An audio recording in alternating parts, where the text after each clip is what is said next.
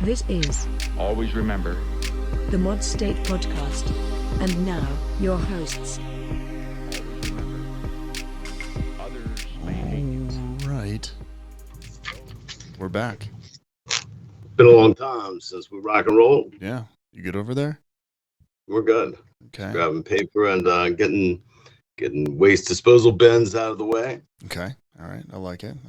Yeah, you're smelling when I'm stepping in. This checks out. Fantastic. Well, welcome back, man. It's been Thank you. it's been a minute. But Yeah. How are definitely- you? Well, for the most part, yeah. I've we had some COVID run through the family recently, and dealing with the outcomes of all of that good stuff, but everyone's doing okay. And Excellent. So everyone's pressing on through. yeah, indeed. Good.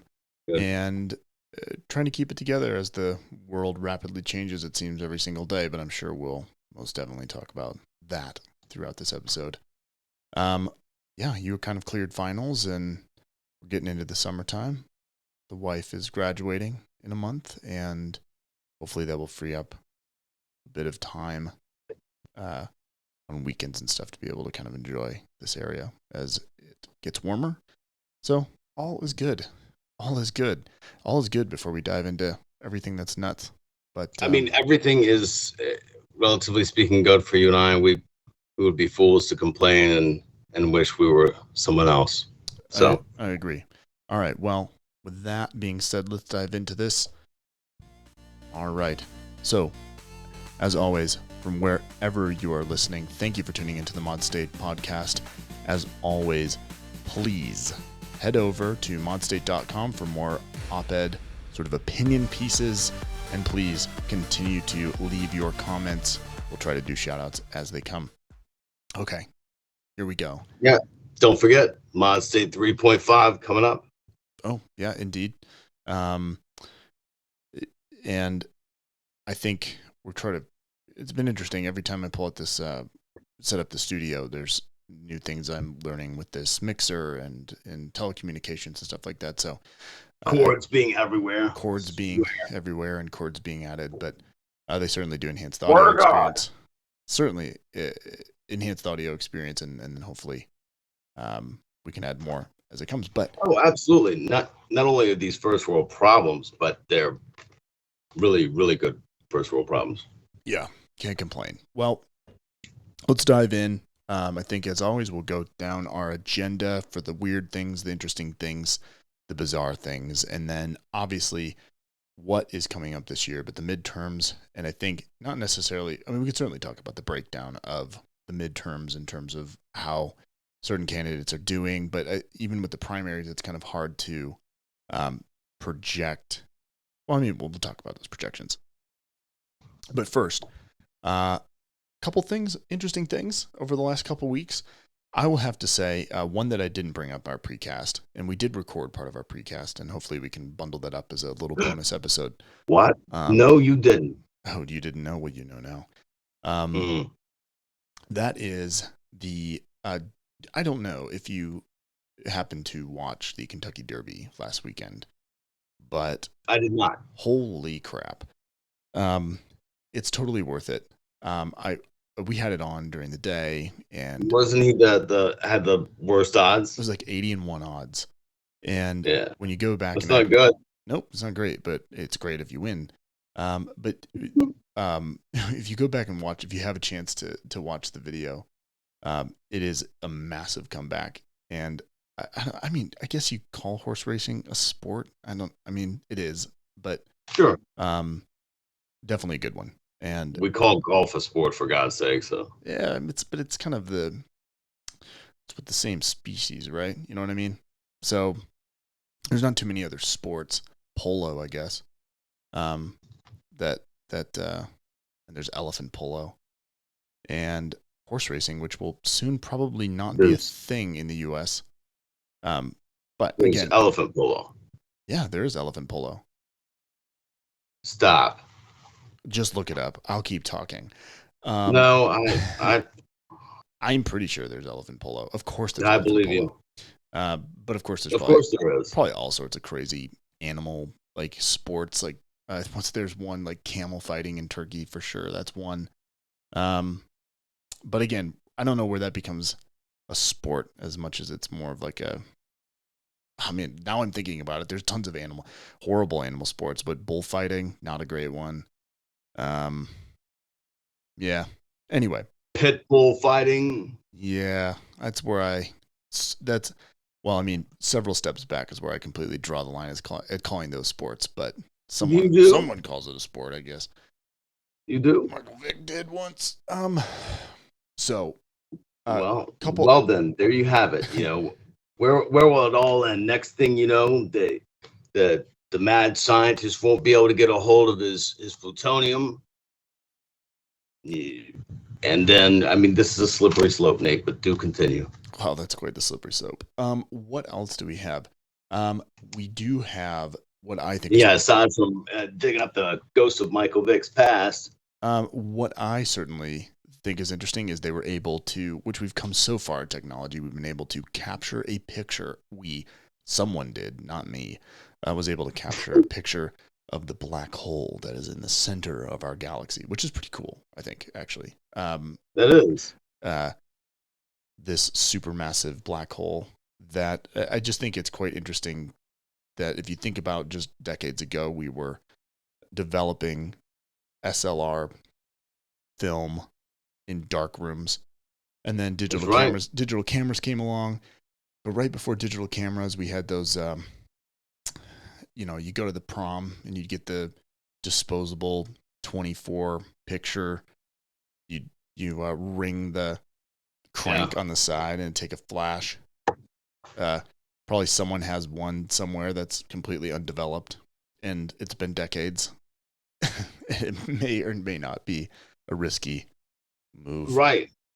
Yeah, I mean, mine inevitably is relatively innocent from junior high school. It was a debate tournament. It was the reason I was out in Napa in San Francisco. But still, I wondered, did any of the, several strange individuals / borderline weirdos that I was with, they could have grabbed my camera at some moment. They could have. So it never got it developed. Yeah, you wouldn't know what that would be until you got it developed. Until it was too late. And indeed, absolutely. I have to laugh that it's risky business. It is. I have to laugh. I'm looking at the recording of this because when we record this, we do have a video up with Skype because it's good to see like cues and hand gestures and stuff like that. But the together background that you have on Skype is... Yeah, this one needs to... Oh, yeah. Whose lips are those? Or what is that? Well, it looks like an airplane. No. Okay, I thought you meant my window here. Okay. Yeah, it does. Do you have any control over that? Because it'd be great to move just to a regular screen of us. I tried, but I can't. But I guess maybe this is our new thing. I guess so. Maybe we should create a wacky background, but like... This is an airplane. It's an airplane fuselage. It's interesting, but needless to say... It's cool. Let's roll with it, folks. And hey, I'm recording it, so maybe in this case, we will have some folks hop on YouTube just to verify that it exists. And hey, yeah, we're on a plane right now. It's kind of like it sounds like something the Lonely Island, if you remember them, they'd riff on. But with that, we've gone through the Kentucky Derby, elephant polo, Michael Vick, and a possible event horizon. Horizon. What was I missing? Well, I can think of a few things. I mean, I'm not there to. Yeah, I felt like. Well, look, let's pivot. I wish I was there to give you a hug, but we can certainly pivot internationally real quick before we get to midterms. I think, as the war in Ukraine continues to drive on, it's been interesting just to see. I feel like we kind of go weeks or I don't say weeks. It's not like this has been going on forever, but week by week, it's interesting to see a little bit of the strategy change from Russia. It's interesting to see geopolitics sort of happen in real time, even if it's with Russia to the Russian people, and what's happening with NATO, and possibly having Finland at this point, probably Finland and Sweden, but it seems that Finland probably would be the first that will apply for at least entrance into NATO, which it seems at this point will be open with open arms, because they do meet all the. I mean, they're basically exercising with NATO. They're spending money. They're a strong democracy, and they certainly will be front loaded into NATO if they want to. And I imagine Sweden. We're talking about Finland. Way. Yes, correct. Am I correct? I may be remembering incorrectly, but if I'm not mistaken, Finland has the largest sovereign wealth fund in the world. Or is that Denmark? I mean, that's a good question. I wouldn't be shocked by either one of those countries. Regardless, yeah, I wouldn't be shocked by either. Are we talking about in the next year? You think they'll be admitted, or is it a 15-year-old deal? It's literally talking about days or weeks. Okay, so you believe this is going to occur? I do. Yeah, I think at least there's been enough conversation in interviews on talk radio, interviews on cable networks, that there certainly is a lot of discussion about it. And if it does happen, it certainly will happen quickly, and it won't be this drawn out process, because they really meet the criteria for admittance anyway. But, if you think about it from Finland's perspective, it makes sense, at least for them. And I think given the unpredictability, even from wanting to keep a neutral stance, I mean, obviously the situation in Ukraine is different from Finland, but they do share a huge border, and it sure would be nice. You got to be looking at NATO, and you got to be looking at Russia, and you got to be thinking it would be nice to have a little insurance, because there's not a whole lot of that happening in Ukraine. So do you think, by the way, I was incorrect. I was thinking of Norway. They have the largest sovereign wealth fund in the world. Noted. I was incorrect. Regardless, do you think it is? Do you think it's prudent at this time? I mean, or are you not concerned about? And I'm not saying this to be snarky, but are you not concerned about inflaming the situation? Is it basically, hey, Finland doesn't affect this calculus one way or the other, so we may as well let them in? Also, does it bring down the wrath of the Soviet bear on Finland? Well, if they join NATO, have fun with that, I would say, right? What would we do, though? I mean, I'm just curious. People rolled into Poland. I do think, I think that, and I think this assessment has been made by people much closer to this and have much better ties. You think we'd act? If what? If a NATO member was that? We would have to, yes. Well, I know what Article 5 says. Yeah, we would have to. I'm just curious. But I just don't. Poland say. Yeah, Poland absolutely. We would have to. I mean, it would destroy the legitimacy of the entire entity of NATO. And I think if Finland thought that was a potential, I don't think they would be potentially lining up to join. I think there's more money, more power, more technology, and more influence in NATO than there is anywhere else on planet Earth in terms of military power. And regardless of the flaws, right? But I'll be honest with you, it's working pretty damn well right now. And I mean, it's Ukraine. What? Ukraine's probably wishing in a big way that they were part of NATO, at least at this point. But unfortunately, they didn't meet the criteria. They just did not. Now that doesn't mean. Remember, that's part of the reason Zelensky's in office is because they didn't meet the criteria. Well, yes, and look, it doesn't mean just because they don't meet the criteria.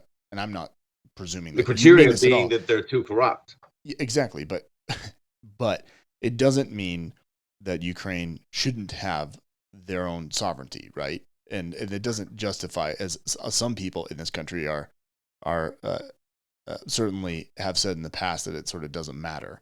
I believe they do. Right. I'm not going there. Well, no, I know you're not, but I think also Finland's calculating this, right? Because Russia still hasn't been able to even take over Ukraine, and has had to concentrate a lot of forces in very specific regions in Ukraine, and are still running into trouble. I mean, they still haven't even taken Mariupol, and we haven't recorded for a couple weeks, and that still hasn't happened. And I mean, I'm sure there'll be some fake referendums in eastern Ukraine, where the whole populace will quote unquote want to join Russia, and they'll annex these independent states. But they haven't taken over Ukraine. They've certainly done a good job of destroying it.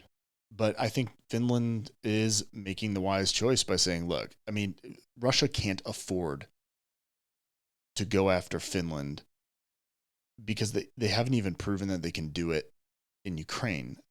And so now's the time to do it. And even if it inflamed and pissed them off, I mean, what's Russia going to do? Like, use nukes? I mean, it's... Possibly. They could. But even then, again, I don't...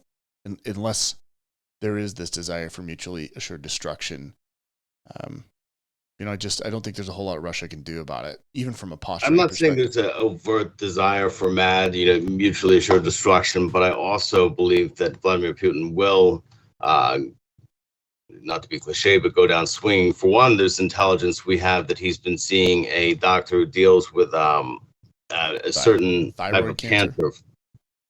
And it makes, look, the dude's face is fuller than it used to be, and it doesn't look like it's because he's been eating nonstop Baconators. I don't know that he's well. And I'm not saying he's going to drop the big one. I could see him using tactical nukes, though. I mean, one way or the other, Ukraine's going down. And, I mean, even if they do maintain their full-on independence, they recover all their territories here. Both sides have a Pyrrhic victory here at best, right? It's scorched earth at this point. The country's in shambles. It really is. At this point, there isn't. I mean, that even if Ukraine somehow beat back, well, let's just say Vladimir Putin died and the successor wasn't in, and they backed out, and like Ukraine's destroyed for generations. Yeah, what are you left with? The generations. And I think also kind of pointing back on the whole Finland thing, a NATO application, NATO, I don't think predicates their acceptance based on whether or not it's good for like the world order. Like, oh, it's going to rattle some sabers in Russia.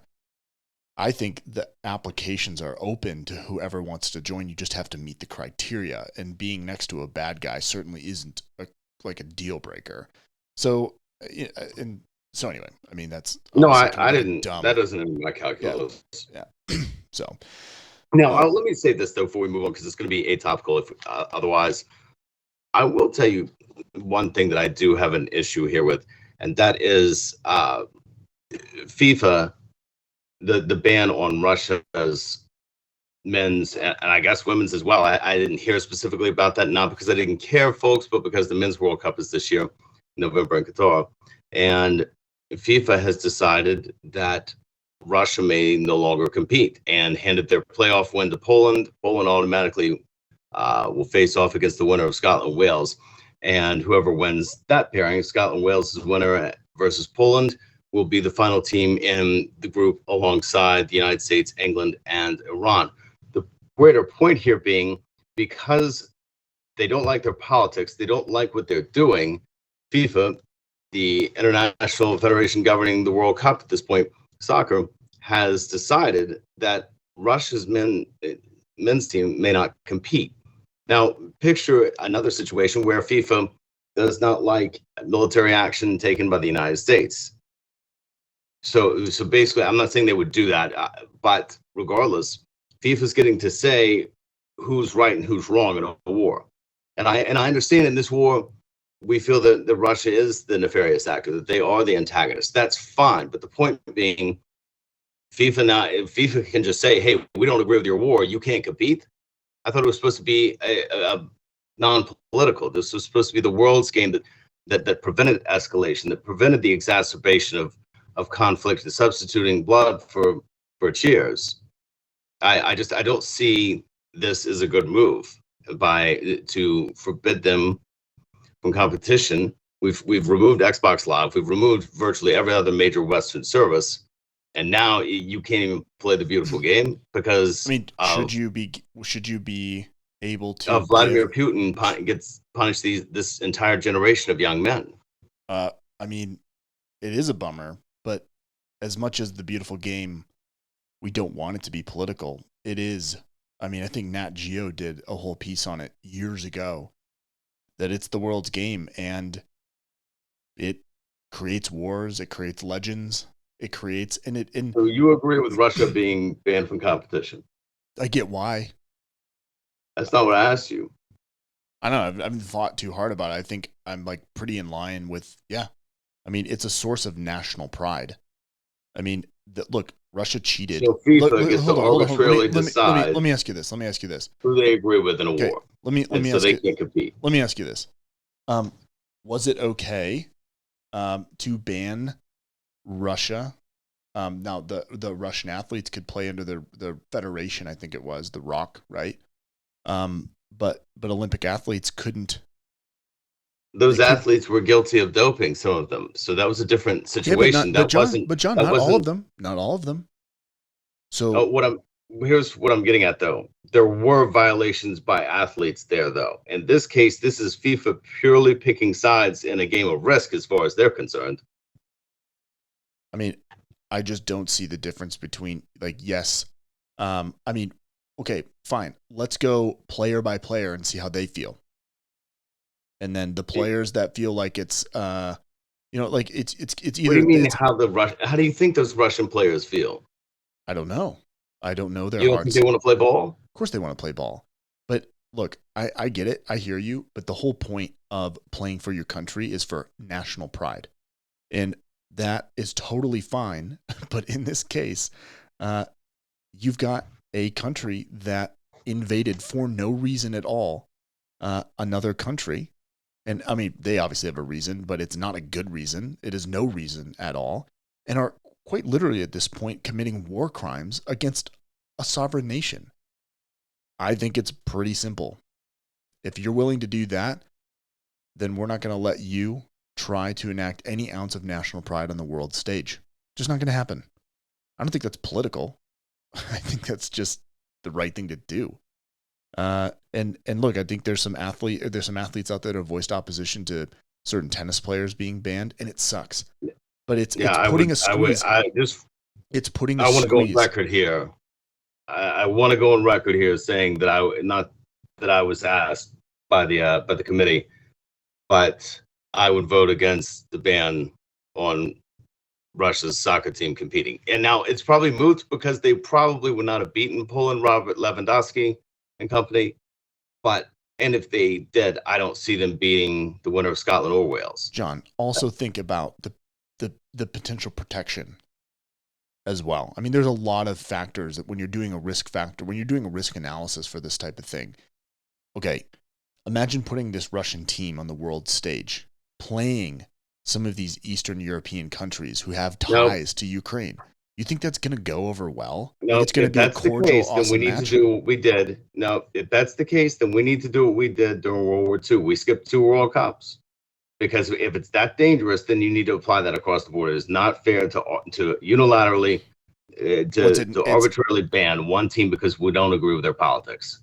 It's not politics. They've invaded another country. Everything is political. Because next go round, they don't like the USA's invasion of pick the 11th country in the past, decade or so we've invaded. So we can get our, Christian Pulisic and Claudio Reyna's son could get banned from playing because they don't like an American war. I'll tell you, I think you're wrong. I think it's not. I think what's happening actively right now is horrific, and I think pitting. I didn't say it wasn't. I think pitting Eastern. I'm not disputing that this war is wrong, but those men have nothing to do with that. I guess I don't know. You'd have to ask them. They're obviously they didn't pull the trigger, but I don't know. I don't know if it's worth the risk putting those guys on a world stage, making them play countries like Poland that is right next to Ukraine. These guys likely have ties in Ukraine. That's 6 degrees of separation. That's not that far. That's a touchy situation, man. I just don't. it's not good. Even if it wasn't political, just from a situation of protecting the players who are playing. Well, the World Cup's going to be in the Middle East, so we need to have the guts then to do what we did in World War II and cancel the cup. Don't let the almighty dollar get in the way of the right thing to do. I don't know, man. You kind of, I like how you're talking, man. Like everything's fair. We need to be equitable. If they can't play, no one plays. I like it, man. I'm just going to be like, life's not fair sometimes. I mean, your country made a really horrible move and continues to do so. And you've got an unhinged leader. You don't get to play this round. Sorry, boys. That's it. Well, the idea of competition is supposed to be equitable. That's the idea. Yeah. Well, your country's not being very equitable, and it's I don't know. You're ridiculous. Let's move on. I know. Well, I disagree with you. Yeah. And look, there's a lot of athletes out there, by the way, very famous tennis stars that are against the banning of individual tennis athletes. I hear it, but yeah, Djokovic. I mean, this is starting to look like some sort of Slavic bias almost. Man, I just don't. Here's the other thing. I don't really care. I don't care. I don't care. Yeah, they're white. I know. I don't care that they don't get to play. I don't care that their team doesn't get to play. It just doesn't matter to me. So. But I guess maybe if I felt like it was going to make the competition better, maybe I'd feel. Well, let's not waste any more dialogue airtime on something we don't care about. Yeah, indeed. Well, there's your segue. Thanks. Well, it was interesting. You didn't say you were going to bring that up, but I'm glad you did. And maybe my way of just getting out of the argument is saying I don't care what happens to them, but I don't think the World Cup's at a loss without the Russian team. So what were we going to talk? The midterms are coming up. We have had some primaries in the last couple weeks. And that we have. I mean, we're kind of like, I don't think there's a whole lot to be gleaned from it at the moment. However, I don't think it's all gone Trump's way. That is conceding the fact that Trump still is sort of has the stranglehold on the GOP. The kingmaker at this moment. And I think he does. I think it's fair to say that. And he failed in Nebraska. Yep, he but failed. Right now, I mean, Vance won in Ohio. That was Trump's guy. Interesting to see what will happen in Pennsylvania at this point.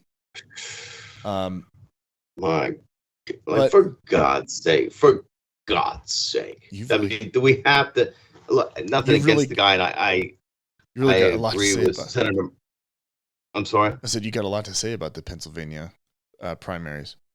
I think that Senator McConnell's right that the Republican competitors to Dr. Oz, to Mehmet Oz, they're using his Turkish heritage against him. To me, is despicable.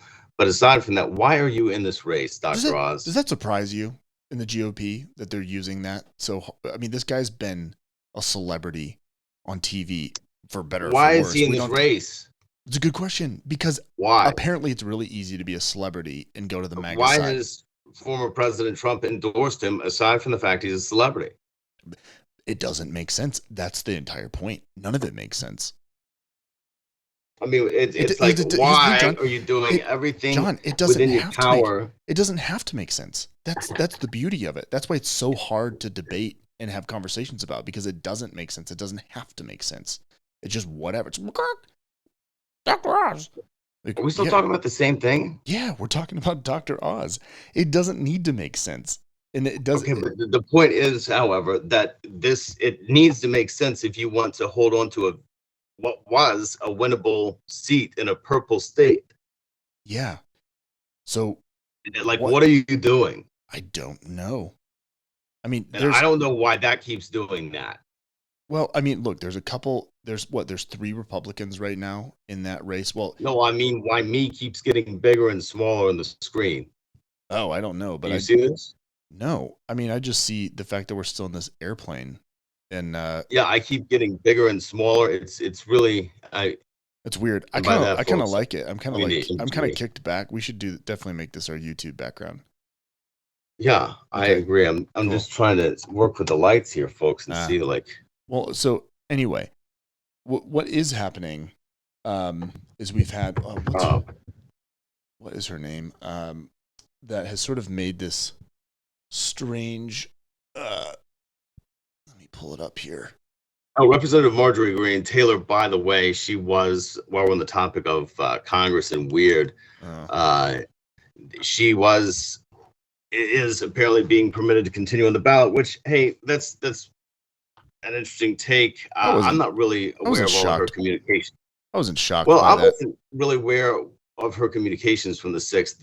Did it come out that she, in fact, was encouraging violence, taking part in the insurrection? I think because if she was, there is a provision against her running again. On the well, I mean, clearly the judge didn't think that there was enough no, evidence. But did you think that there was from her communications?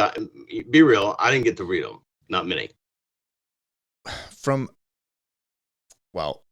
a court legal perspective, no. Okay. From, I guess, if we were talking about this in like civil court, if this is like a civil court matter, I don't think she would be on the ballot, but that's not the way it works. If you know what I mean, like kind of the looseness of civil court that. But I mean, what do you think? I'm not asking because I'm trying to gotcha. I didn't get to. I've read like 2 or 3. I don't think that there was enough evidence, but also there wasn't enough evidence that said that she actually incited violence or was part of the coup. Now the thing is, this doesn't mean that what we'll wind up hearing in the next couple months. I mean, she's obviously not been subpoenaed by the January 6th committee. We can talk about that later. And don't worry, folks, we're getting to Roe. When you do a show, you don't front load all of your front load all of the juicy stuff. But you got to slow your roll. You know what I mean? Yeah. But you've got to be the segue, the segue. But anyway, so I mean, let's pull back because I do want to point out that so we were talking about the midterms. We're talking about a couple of these races, trying to make a prediction on whether or not Trump continues to have this stronghold. Now, Nebraska is one of those cases where it didn't work out. Ohio did. Big Tucker Carlson fan over there, and now here in Pennsylvania, you've got Barnett, who kind of out of nowhere is surging. She's got quite an interesting story about growing up. I think it was in Alabama, very poor. I think she could be a winner. I mean, she's not a Trump candidate. She's highly bigoted. I'll give you that right off the bat, given her past. But that's kind of seems what I was. No, I'm just saying I'm just trying to profile her as a candidate, and I think that she hits all of those sort of MAGA touch points. So I think she might be more qualified than Dr. Oz. Is what I was getting at. Which is interesting because she actually parrots more of Trump's like. I mean, she went after Obama, sort of the Muslim angle that. Trump really paved the way for, right, with the birth certificate. And it just is interesting that Trump is literally like, she's not going to win. And it's how is it in the MAGAverse that is it because he thinks Dr. Oz is actually going to win, or he likes Dr. Oz, or he wants Dr. Oz to like him, that he wouldn't support a candidate that literally, other than the fact that she didn't come from money, who literally speaks his language in a way that, I mean, when you look at someone like Dr. Oz, there's no track record of this like really hard right talk. And I think it's weird that anybody would actually believe Dr. Oz. You know what I mean? Like, how do you guys believe this? If that makes sense. We've never been at war with East Asia. We've always been at war with Eurasia.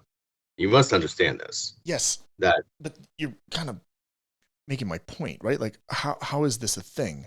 How do people anyway? Because he says it is. Okay. The difference in McCarthy and Nixon was that people didn't realize when the feces hit the generator that Nixon was actually sincere. But McCarthy was a charlatan, more or less. It was for the allure, the grandeur. Okay, so the whole thing is Dr. Oz is a celebrity, regardless of the fact that you wouldn't find him on I Can See Your Voice. Even he's not even that high of a celebrity. Okay, but he's close enough to celebrity that's what matters. I mean, let's face it. Former President Trump, I know, would call me a loser. The only thing that might get me a slight pass in the right room is because I'm a veteran. But on the wrong day, the wrong time of month for him, even that is not gonna matter. So sure. It's all about name recognition. It's all about him king making, and hey, he gets to say that he dug up a celebrity whose that's fair. Marketing net worth was about as bad as his at the moment. That's fair. All right. Well, I mean, that's kind of what's happening in the midterms right now. I think projecting. Is that too much? No, I take that. I buy that completely. I mean, I know it might be too bitchy for fans of the president, but call me a little bit bitter after having at times in playing devil's advocate during his presidency for being a little sore from all the pretzels I twisted myself into. So fair. So here we are marching towards November. There's a couple things that are going to happen. And I think truly like very consequential things will happen over the next couple months. And that is the January 6th committee is going to start public testimony, public hearings. I think they'll start putting together a digestible timeline and story, just like good lawyers do and prosecutors do. Not that they're prosecutors, but that's what they do. You have to tell a story, and that will start to come out.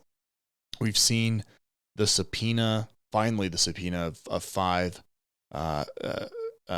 elected officials, namely the most notable being Minority Leader Kevin McCarthy.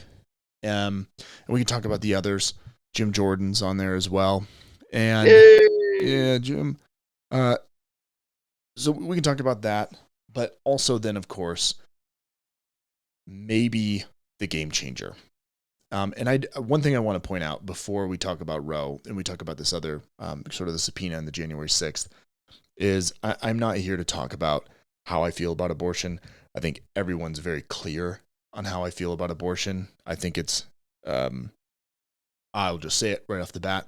I don't think there's any silver lining to the replacement of jurisdiction when liberty and bodily autonomy are lost.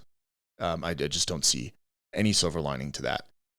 However, we can talk about objectively what is going on here in a bit, and how does this possibly become a game changer depending on the final ruling of Roe, or the ruling, but rather the final opinion of Roe when it comes out, I think probably the end of next month. So where do we want to start first? Because I personally don't think with this subpoena happening with these 5 guys, whether they even care to show up, and whether or not January 6th actually refers them for criminal contempt. And if nothing will even probably happen, at least in this year for that criminal contempt, because nothing's happened with Mark Meadows. Nothing has happened with Ben. It doesn't matter though, from one sense. In one sense, it's about optics. Changing anyone's opinion on January 6th because McCarthy has been subpoenaed, and if he defies the subpoena, like maybe it's got some good airtime, but I think most people are pretty set in their ways in terms of what happened on January 6th. At the same time, we're not talking about them when it comes to the midterms. Remember, we're talking about that there is, regardless of what label, what term anyone wants to use for it, there is an element of the swing in the midterms. But do you think those swing folks are like on the fence about January 6th, where they're like, oh man, I really want to get the full facts? Like, well, that's not what I'm getting at. What I'm trying to say is that it's a holistic matter, that there are people out there. Not everyone is concrete. Not everyone is granite going as of the first of every year. So it can be a holistic thing that is piled up of, oh, this is just the latest thing, and this and 5 and 6 other matters maybe don't decide the McCarthy race, but it's a bad look overall. And Sure, optics can cost you a race, and we're talking about somebody that, depending upon what facts on him get brought back up, McCarthy's not in as good a position as one might think he is. Yeah. And the fact is, yeah, swing voters can. I mean, the whole tenor of the evening of the second presidential debate in 2016 absolutely swung because of optics, and not one of the alleged Bill Clinton, former President Clinton, former President Clinton's alleged accusers. I didn't even look to verify that they all were. Not one of them, though, spoke. They didn't have to. It was actually an element of genius on Trump's part from an amoral perspective. But the point being, just the look wasn't good. So how did the optics play here? Because, I mean, we kind of talked in precast. I mean, the optics could go either way here, right? Like, you're saying, hey, maybe it's not a good look for a congressman, for a United States representative. I hate the term congressman because senators are congressmen too. They're both part of Congress. Yeah, we need to clarify that, but especially for our foreign listeners, it's got to get confusing. But regardless, it's not a good look for a sitting representative to refuse to respond to a summons by a group of his peers. Okay, fine. So the people that are for McCarthy and President Trump, regardless, either way, sure, they're fine with it. But remember, again, we're talking about, for the first time since former President Trump got the nomination, that regularly it's not 50% anymore of the party that says his endorsement is an absolute necessity for something to happen. Now, it obviously holds a lot of sway, but as we saw in Nebraska, that's not always the case. As we saw, he was never able to put a dent in as governor of Louisiana. And I do hear you. Let me remind you, Edwards is a Democrat. I do hear you, but the people they subpoenaed aren't exactly like kind of on the fence Trump people, right? I mean, these are the Trump. I grasp that. So I grasp that, and no matter how gerrymandered their districts are, again, I'm going at more of a holistic. Okay, if you give a damn about anyone aside from yourself, and these guys are all supposed to, in theory, care, quote, and I'm using this term care very loosely here, but you're supposed to care about the party line because it's every 2 years you have to face this. That's why it's called the People's House. And it's not a good look, Nate, for sitting representatives to refuse a summons. Now, I do admit that maybe not at the moment, right? They could defy this, but whatever comes out when the final story is told, and everything we're kind of learning gets wrapped up into one little nice timeline, the juiciest of juiciest text messages tell a story. I imagine that there will be a number of representatives that will not look good. And not because they were particularly painted in a way to make them look really awful, but they just weren't doing the right thing. Like, they were genuinely trying to overthrow a democratically a democratic election, right? And I don't, whether that plays a role in the November election, it might be enough with whatever happens with Roe to create enough energy on the other side, and just enough people on the right or center right that are kind of disgusted with what the right or the GOP is like willing to put up with, that they might just, not that they will ever vote Democrat, but they certainly just might not have as much energy to vote. And I don't know. And again, more to be seen on what they do with this subpoena. I agree. Like, as everyone says, if you've got nothing to hide, you might as well go and chat. Personally, I think that the January 6th committee has everything they need to know already, and it's just giving them a chance. And if optically they're going to do the subpoena, so it makes them look a little strong. That's what I was getting at precast.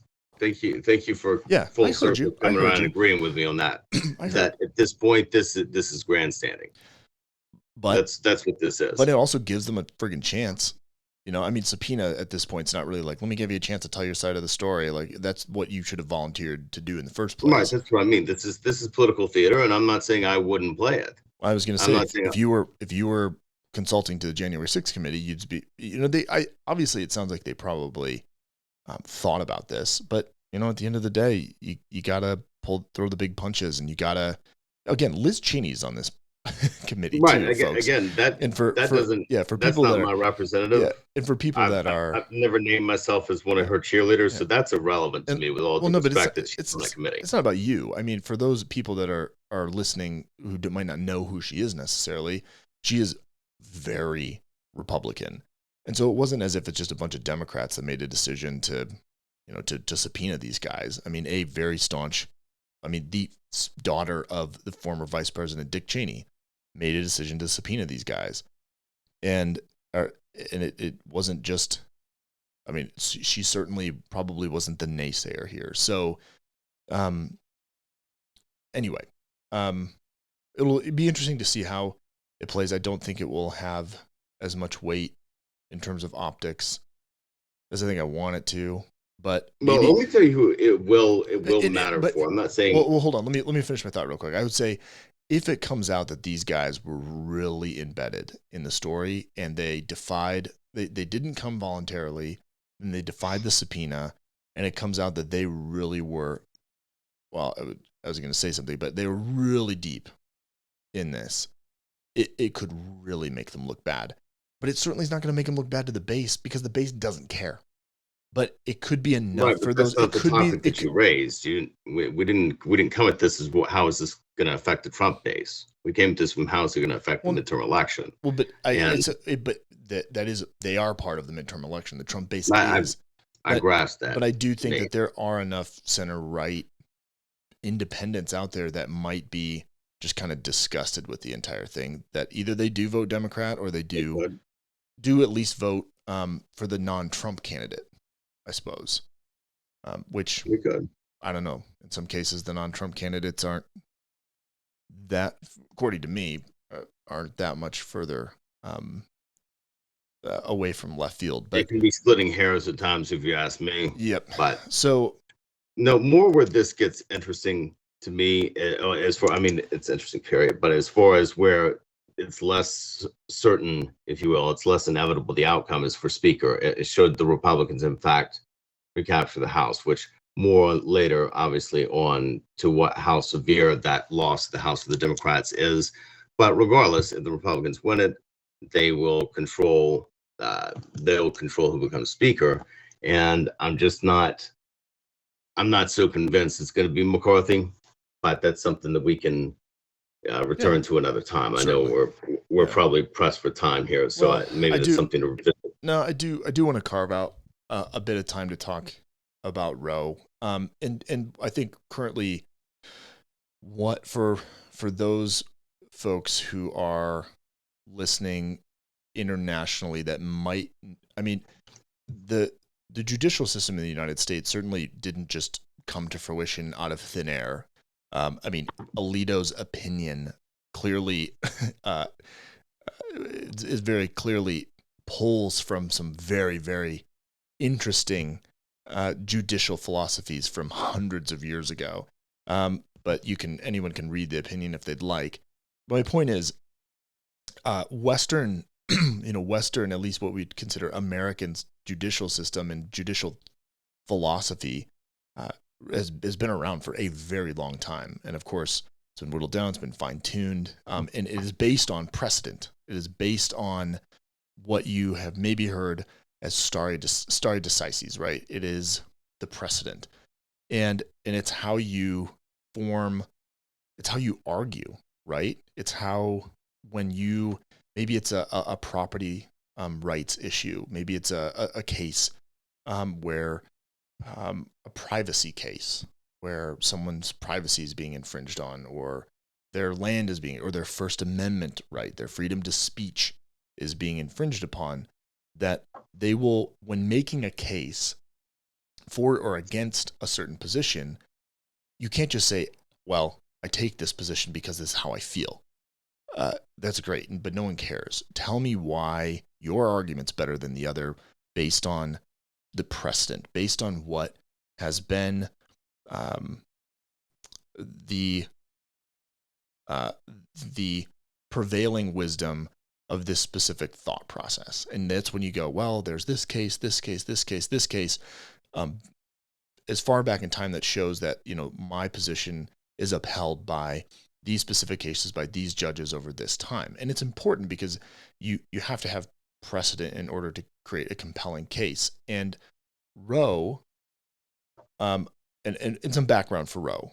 So the same people that were up in arms on Roe back in the 60s and 70s were actually the same exact people that were for, and it's just historical, and this is going to hurt, but the same group that were actually for school segregation.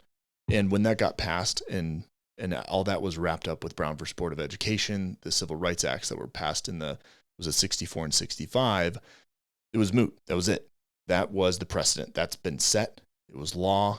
And they had to move on to something else. And they needed something else to be outraged about. Now, the Southern Baptists, the religious community, didn't care. Abortion really wasn't a big deal. It was considered a Catholic thing, actually. And I think the Catholics' position was quite different, or at least their being vocal to it maybe wasn't as the way it is today. But even then, it was a shift to abortion. And it got to the point where we shifted this. There was a lot of noise. There was a lot of enthusiasm about it. And we eventually had Roe v. Wade. And Roe v. Wade said that, hey, look, the Supreme Court said that the women have right to privacy. They have right to bodily autonomy. And that became precedent. That was the precedent now. And everything that's happening with Roe at the moment is under the guise of states' rights. It's under jurisdiction. And in some cases, Alito and other justices believe that it was just wrong. Okay, it was wrong. Their confirmation hearings say one other thing, but today they believe that it was just wrong.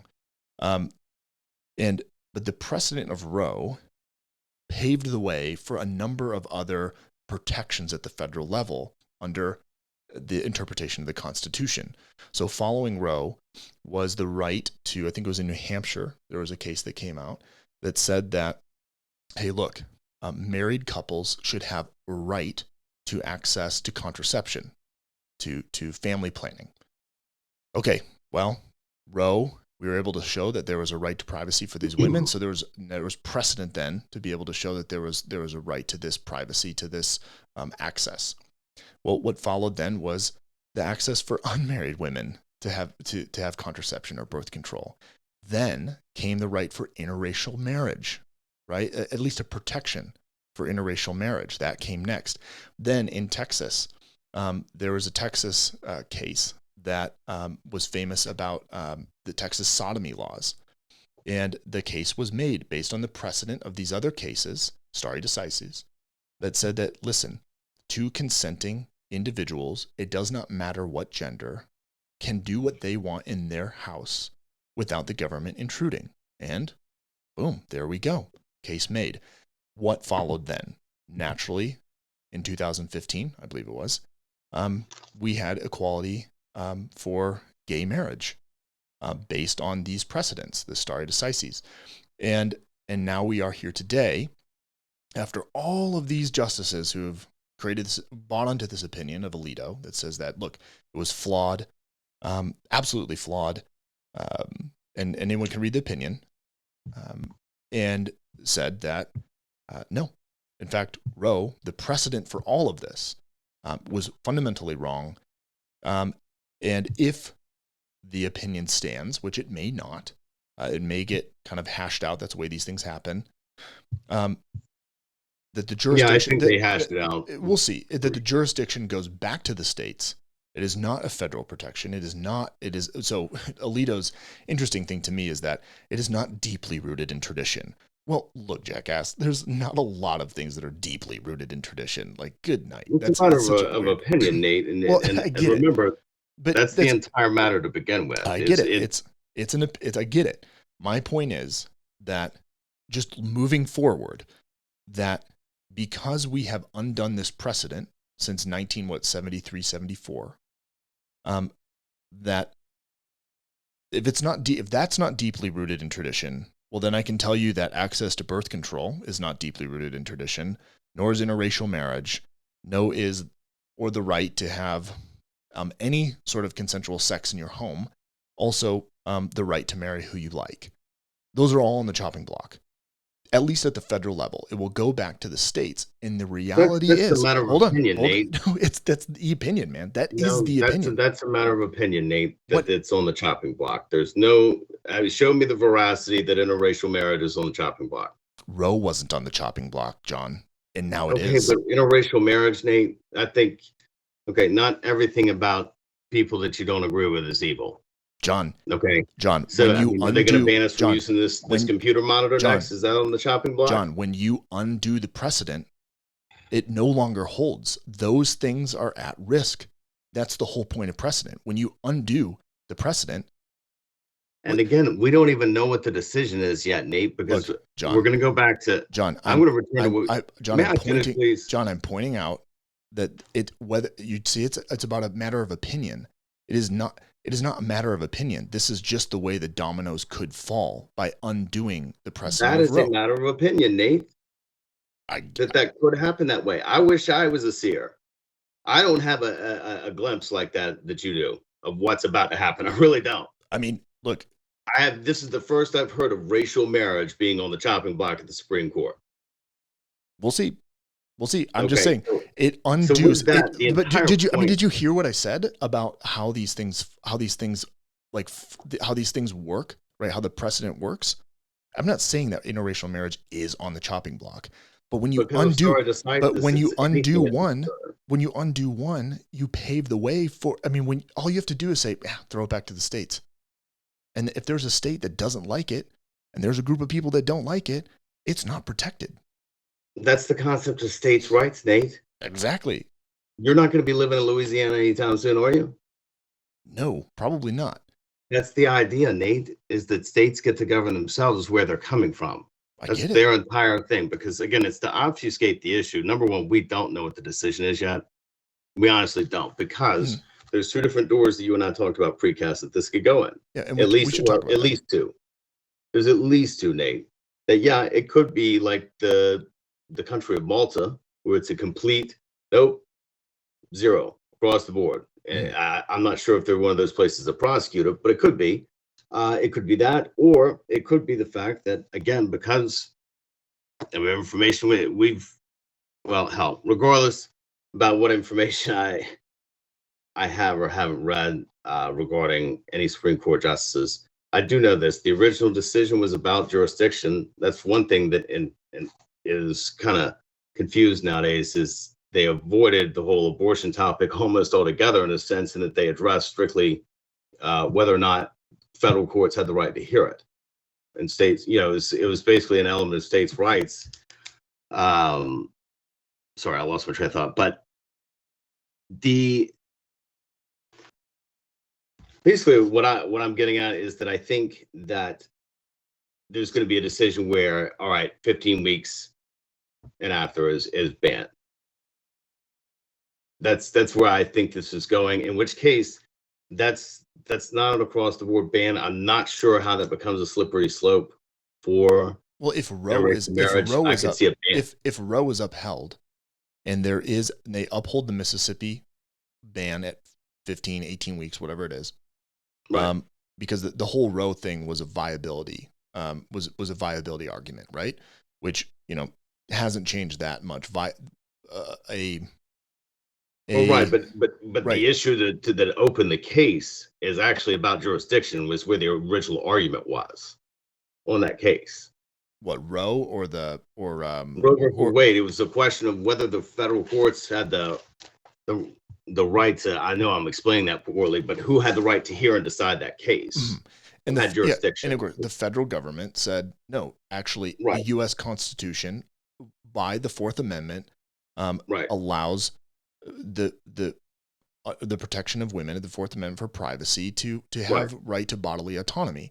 And that's not, is that a jurisdiction thing, or is that a right under the Constitution? Right. Well, so Alito's deciding that it is not. We could say it's a jurisdiction thing or not, but if it's whether he thinks it's a jurisdiction thing, then he's also saying that no, actually there is no right to privacy under the Fourth Amendment, because I don't think that abortion is a privacy thing. And so we're going to kick it back. It's not, and also it's not a jurisdiction thing. So we're going to, or it's not within our jurisdiction. We don't want to touch it. Well, kick it back to the states.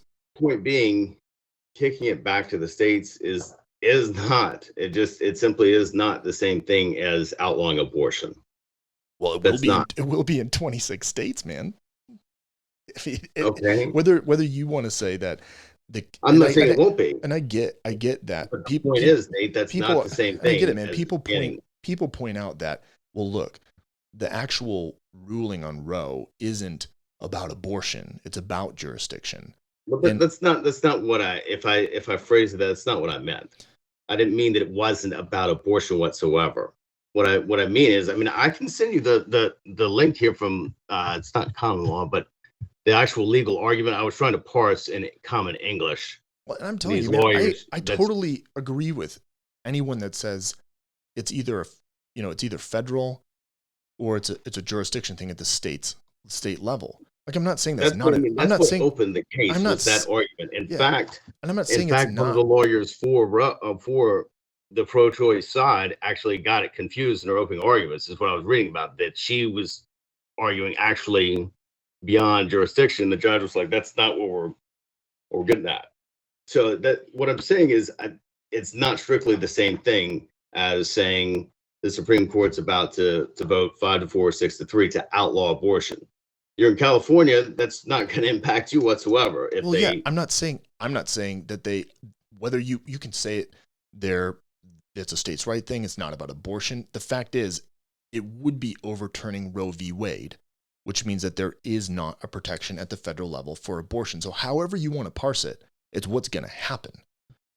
Whether if that's how they go, I don't know if they're going to do that. Whether it's written in the opinion or not, it's what's going to happen.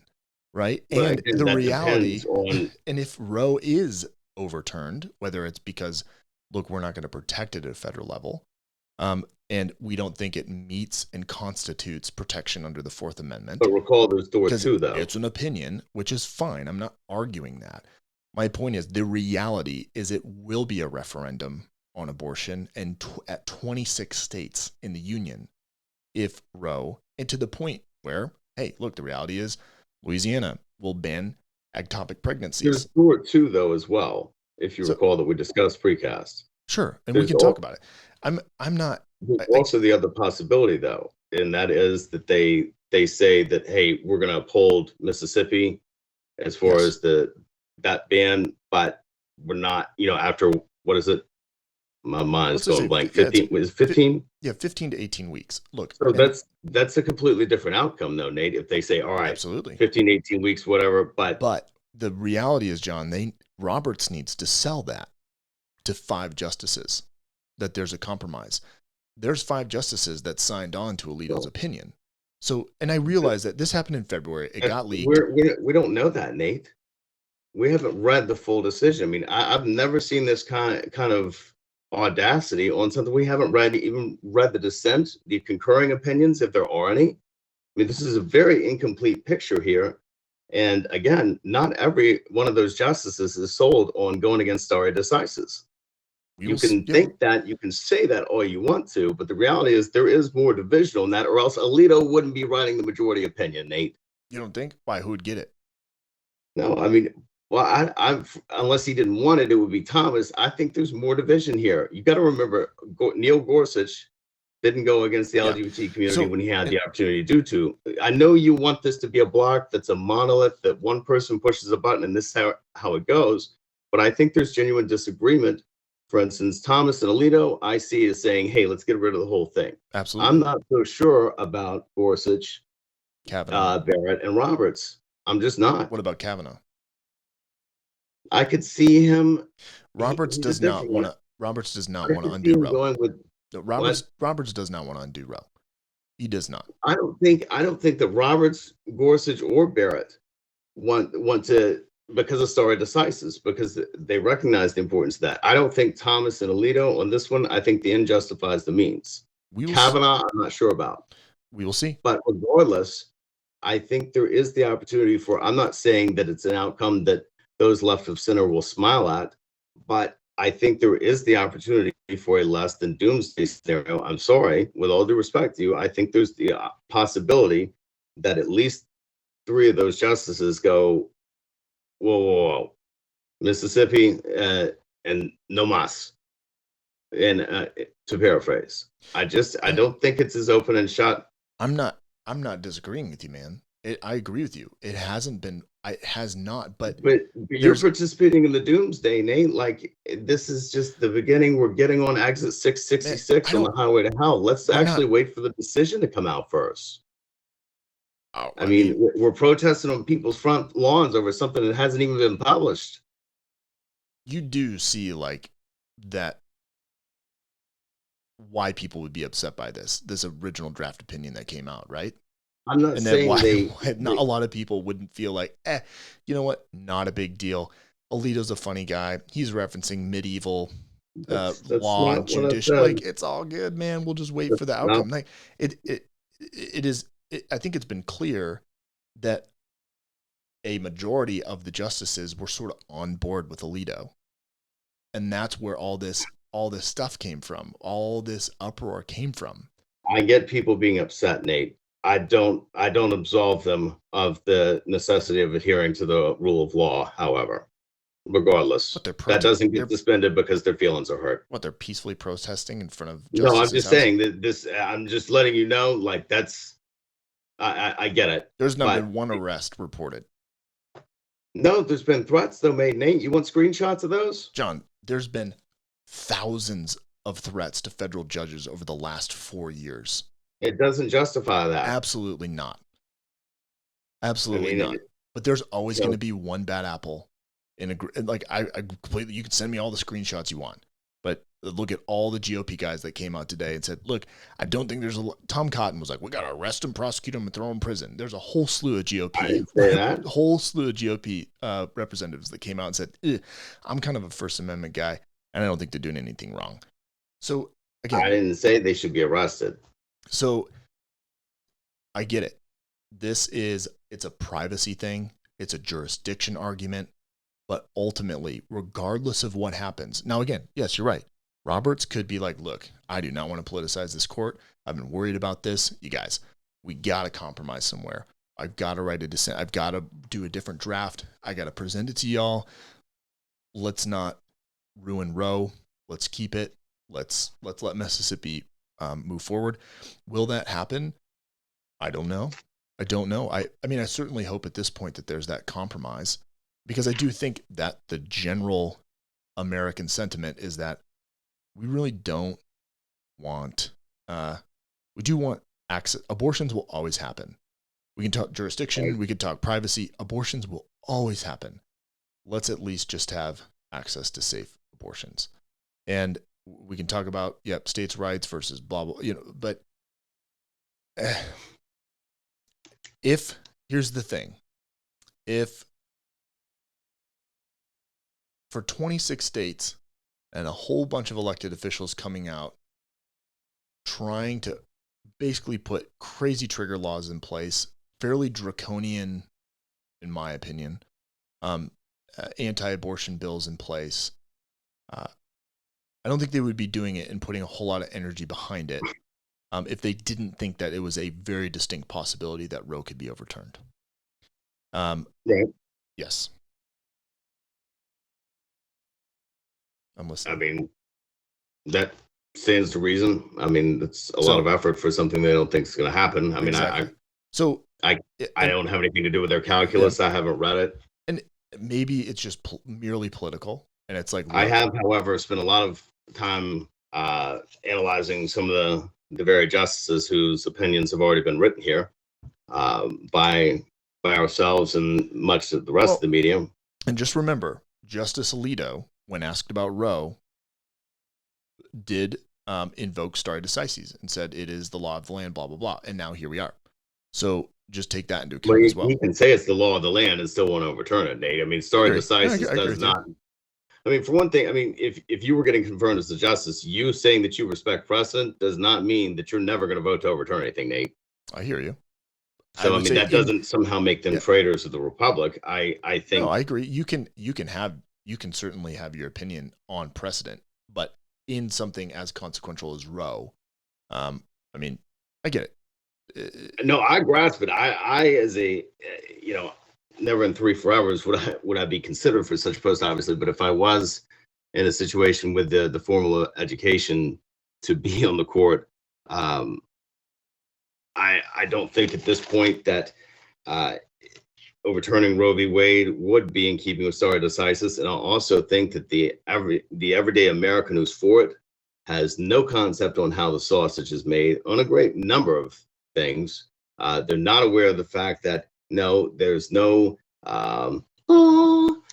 there's our baby immediately conceived upon ejaculation. That's not how it works. There's quite a period of time. We talked about this before. It's what 7 to 10 days at least, somewhere in that territory. There's any number of things that, and they don't want to know. So if you don't want to know how the sausage gets made, is kind of how I feel on this, then stay out of it. Mm-hmm. Okay. But the reality here is, like I asked you precast about things, and I ask people, my way of phrasing it is, okay, so what does that look like? You want this gone, you want this changed. Okay. But for the rest of us that aren't high on glue, we're going to have to deal with emergency room visits in the cases of those who are not fortunate enough to be amongst the elite in society. The proletariat's going to be doing things, handling this their own way in the case of an absolute ban. And so fiscally, we're going to be paying for it regardless, and probably more severe aftercare measures to begin with. So as a fiscal conservative, this is a non-starter. I don't know why that isn't talked about more, quite frankly. Well, who's going to listen to me? Well, I mean, on that level, it's. I think about someone like Rand Paul, right? Having that as a libertarian. I mean, it's interesting to listen to libertarians' take on this, and it's just like about jurisdiction.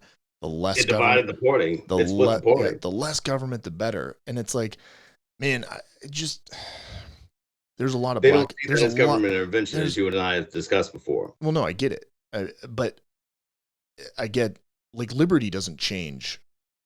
Like, liberty isn't something the government gives you. If liberty is something the government gives you, you don't have liberty. Liberty is something you are born with. It's the inalienable right. It's, for some people, it's God-given.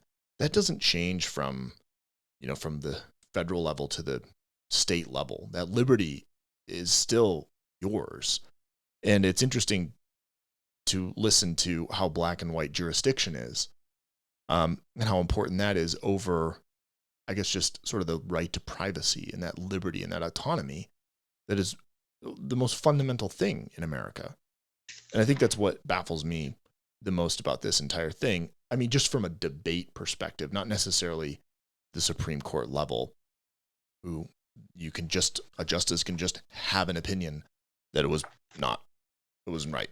And I guess that's why he went to school, and that's why he was in law, and that's why he was the smartest person in the room to be able to be on the Supreme Court. And there's maybe things he understands about it that I don't, that is way better for the Republic than me just sitting on ModState on episode 270 something screaming about precedent. Well, I kind of go back to something we said very early on, probably several times very early on in our history. But together, the reality is this: we've had a lot of bumbling, educated idiots behind the wheel for quite some time. So to me, I harken back to the fact that there were farmers involved in the crafting of the founding documents of this country, and the very fact that our law is so obfuscated now that it takes 10,000 pages to fund the government that then senators and representatives don't read. But I think in order for a debate to actually occur on this at some point, for one thing, to me, it's irrelevant, to go to the origins. Well, these were the same people that, they voted for Barry Goldwater, and they didn't really love Jesus because they didn't like gay people. I mean, you can make a case if you like along those lines, but to me, I don't think that has any more bearings than saying, well, I can't in good faith negotiate with progressives because at the heart of the progressives movement was eugenics, and that was their, so these verifiable facts. I can't deal with people that won't take public ownership of the fact they wanted to genetically weed out black people. I'm sorry, I can't do it. I think that that's not a way for me to go into a debate and honest discussion with progressives. It has, and they would ask me, they would say, well, what does that have to do with the price of apples in China? And I would say, you're absolutely right. It doesn't. So that there's just a lot to unpack on this issue. You were correct. It was largely viewed as a Catholic issue at the time Roe came out. And I think it was Jerry Falwell that in 78, 79 acknowledged that he had not preached a sermon on abortion. No. And that's almost a decade later. So it's the Southern Baptists flipped. They didn't flip. They went from one thing to another. And it was very politically driven. They had to find something, which also, quite frankly, if Roe is overturned, will present a whole list of like, what is the thing that will bring people to the polls in the future. And I don't want to speculate too much on that. Well, it could be a Pyrrhic victory, though. You raised a good issue because, and again, I would like to point out, though, in a backhanded way, that I've reminded you and the audience of this. This is what I'm talking about when I say, Catholics being purple. It's a little more of a complex issue because at least, even if one is on the opposite side of the aisle here, at least one could look at the Catholics and say the motivation was in the right place. They'd been in the trenches on this issue. All of a sudden now, so you lost on this other issue, so you're gonna get on board on making all babies be born. Well, you know what, John? Dare I say that I guess I appreciate the Catholics' principality here. At least they haven't. At least they haven't moved the goalposts too far. I wasn't being snarky and pointing that out, looking for I'm not being snarky either. At least they've stayed the course. I mean, that's the thing. It was a little bit duplicitous, I suppose, of the evangelicals to make that jump. And I didn't mean to point that out to like point fingers. The whole little history lesson there is that, I mean, that's all it was. I mean, that's exactly what happened. I just don't. All right, look, I see that on the evangelicals. But my point I go back to is the broader point of, and see, this is how I know they're wrong, because these are bad people. Well, that's basically what you're getting at. I didn't say that anyone was bad. It's you don't have to. It's how Roe became. You may as well have said these were card-carrying members of the National Socialist Party. I mean, you don't have to say they're bad then. You didn't have to say these are bad people, but that's what I mean. I'm getting at by saying I can't picture having a debate with any progressive and go, well, you know what? You do come from the same people that wanted to weed out black people. But John, so I never said anyone was bad. I just pointed out that's how we got to Roe. I don't see how that's a starter though in the debate to say, hey, by the way, you guys are the spiritual successors, because most of these people weren't alive. Sure. In the time I never made any link between Southern Baptists and sort of the move towards Roe to anyone who's supporting the overturning of Roe today. I never even brought up religion at all. Okay. I never said anyone was bad. It was jurisdiction, privacy. Right. We've been talking about religion, the past 15 minutes? Well, we just confirmed that, yes, back in around Roe and after Brown versus Board of Education and the civil rights movement and those Lyndon B. Johnson, when those bills were signed, there was largely this period of time where like that was it. There was a lot of desegregation happening, a lot of shift in culture. And right, eventually, but you did bring those things up. You brought up race. You brought up segregation is my point. Like, it's not like I just invented that out of thin air. Well, no, but that's like historically what was happening at the time. That was the big deal at the time. That's like, it's history. Okay. Lyndon B. Johnson was the president. This is what happened during his term. This is what people were fired fired up up I'm just about. not. Okay. I'm just trying to understand, but then there was a shift away from segregation. The next hot topic was abortion. And then Roe v. Wade happened. Roe wasn't happening. I guess I'm trying to understand where you're coming from, that as far as what does that have to do with this leak in this decision? That's what I'm trying to figure out. Nothing. If you remember, I walked through. So we talked about stare decisis. And okay, there's just a lot to unpack here. I'm sorry. There's a lot of information. So we're talking about like why Roe and the opinion's important, what Roe sort of protects with precedent. And we talked about Roe, married contraception, then more contraception for unmarried women, interracial marriage, sodomy laws in Texas. The things in the chopping block, yes. Yeah, the things that the precedent or the cases that have been the opinions that have been developed, the cases, the rulings that have been adjudicated, rather, based on Roe, right? This idea of privacy, this idea of, and those are the things. It's an implied right. Those are the lineage. That's the lineage of Roe, right? These are the lineages. That would definitely be for our listeners. That would definitely be an implied right. However, that's been the big debate all along, is whether it's actually there. And that's Alito's the right case. To privacy is not in the Constitution as worded. Alito says, look, and he's a fundamentalist, I guess, in this case. He says, abortion is not explicitly mentioned in the Constitution, therefore it is not protected at the federal level. Game, point, match, set, back to the states. Which I'm not debating that whether that's an argument or not. That is his opinion. I'm just pointing out what would happen or what could potentially happen if that does happen. Yeah, that's the other reason why I feel confident that at the very least there's going to be some dissent. Now, is it enough to move the needle on the overall decision? I don't have a window into that, but that much of a hardline view, that was the other thing, thank you, that I think we had texted about the other day, probably a week ago. That's the other reason why I feel like that quote block is not a block at all here on this, because I'm not seeing 6 justices that take that rigid of a view on that, because it's to say that because it's not specifically mentioned whatsoever. Well, so okay, the Department of Homeland Security is not specifically mentioned either. And that's the huge talking points right now is like, okay, dude, if that's not explicitly mentioned, then just about everything from 1776 that wasn't mentioned because it doesn't exist is now not rooted in any sort of protection. That's an extremely rigid and originalist view. And again, it's like, it's okay, if that's the stance we want to take now, then okay, here we go. Okay, there weren't 9 justices then either, Samuel. Yep. So the other... so we're sending 4 you jackasses home, however many there were. So again,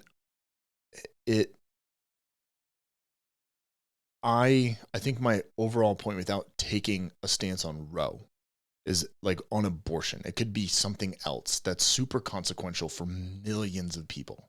Okay? It just is. I mean, the access to safe abortion from a medical perspective, whether you like it or not, having safe access to it is probably better for the overall population than not. Now, I'm not saying anything else about that's just fairly objective. I think about the idea of jurisdiction and states' rights. And look, I'm not trying to make an equivalency here, but we have crossed this road before about states' rights in this country. For those of you who might not know American history very well, it happened in the mid-1860s. And I think about whether you like the idea of abortion or not, the fact that the federal government broadly protects a class of people or a gender. I'm never going to get pregnant. What? It protects. Why not? Maybe someday, I guess. I think my wife would like it if I could be, but from a shared equitable standpoint of the marriage. But I'd like it. I would make sport with that Facebook album. So broadly, like when we talk about, and even when we talk about fundamentalists, like textualists for the Constitution, I tend to shy away from that a little bit. I don't think we should shred it and rewrite it. That's certainly not the leap I want people to make. But when I think about jurisdiction versus individual liberty, like the liberty to make informed consent, the pursuit of happiness, which I realize is maybe something a bit different, but liberty, this ability to make decisions for yourself and be free of government intervention. It's sort of core to what should be everyone's belief in America, and really, for interestingly enough, like right-leaning people, libertarians being those people that really defend that right to autonomy and that right to have government out of your decision-making process, then I have to think, I guess it's hard for me to shake. Like, it's this gut visceral feeling that I feel like that's more important than it. And I guess we could make the debate that's the whole thing about abortion is like, is this clump of cells that we talk about, 1 to 7 days, all this stuff, is that equally as, should that be equally protected? Therein lies the rub, because should that be as equally protected as an adult that has a social security card and pays taxes?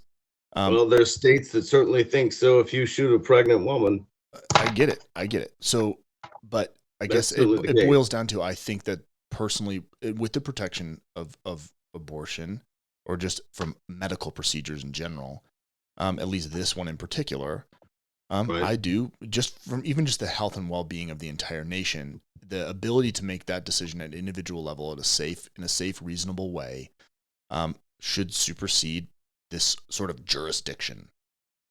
And that, it's just much better if we make this decision at the state level. I just don't think that's the case. And that's my opinion. And Justice Alito completely disagrees with me. And again, he's getting paid the big bucks, and he's the big brain. And maybe he knows something that I don't, and why this country would be better if we kick it back to the states. And again, maybe it'd be just fine. But I think there's quite a few million people out there who do have a uterus, that have gotten abortion for one reason or another, that say, I don't think that would really end amazing for a lot of people. And when I hear that, I often wonder whether it's worth it. Is jurisdiction really that worth it in this case? So, I mean, that's kind of where I stand on it. And that's far different from the first abortion conversation we had years ago, when we were talking about viability and we were talking about all this stuff. Now we're talking about like the jurisdiction, privacy, and liberty and autonomy. And if there's a lot of people that feel that is not protected in the Constitution, I guess I would say, well, what is actually protected in terms of rooted in deep tradition? I mean, women's right to vote, is that rooted in deep tradition? What constitutes deep tradition, Alito? I'm really curious.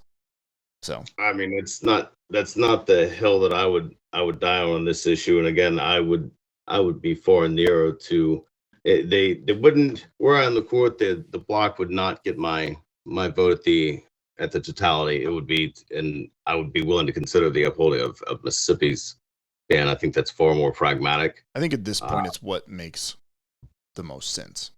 It's a lot more pragmatic in a day-to-day, what does that look like level.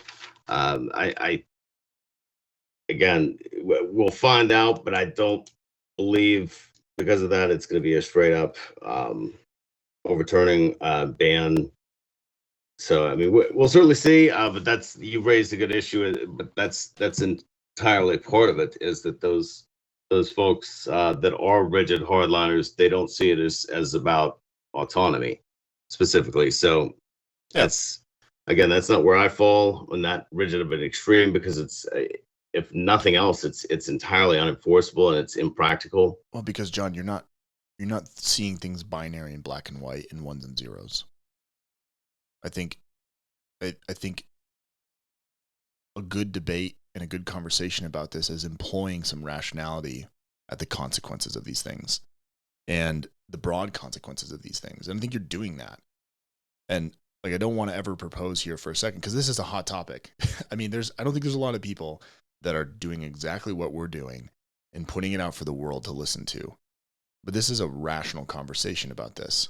And I already know your views on this, and you already know my views on this. But I don't think it's about as rational as you're going to get. But I don't think screaming at each other about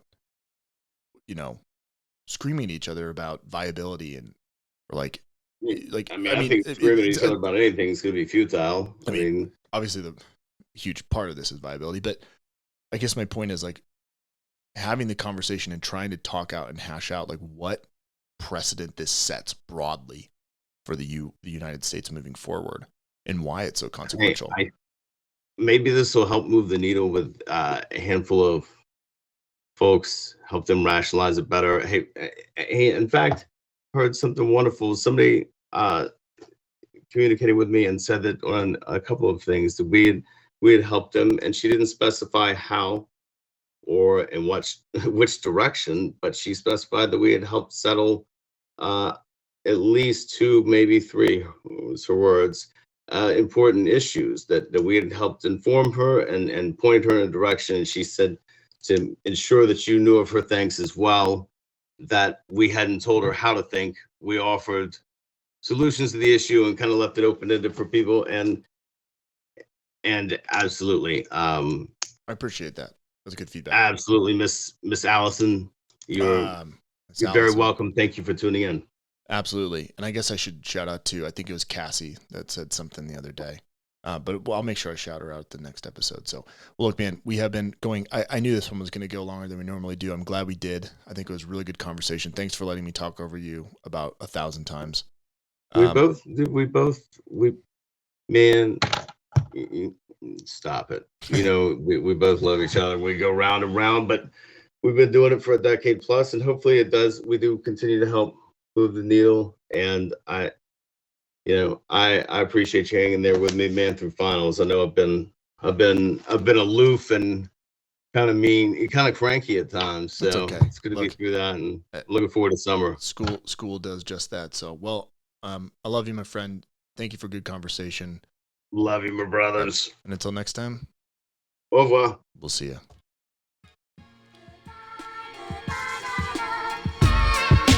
Mm-hmm.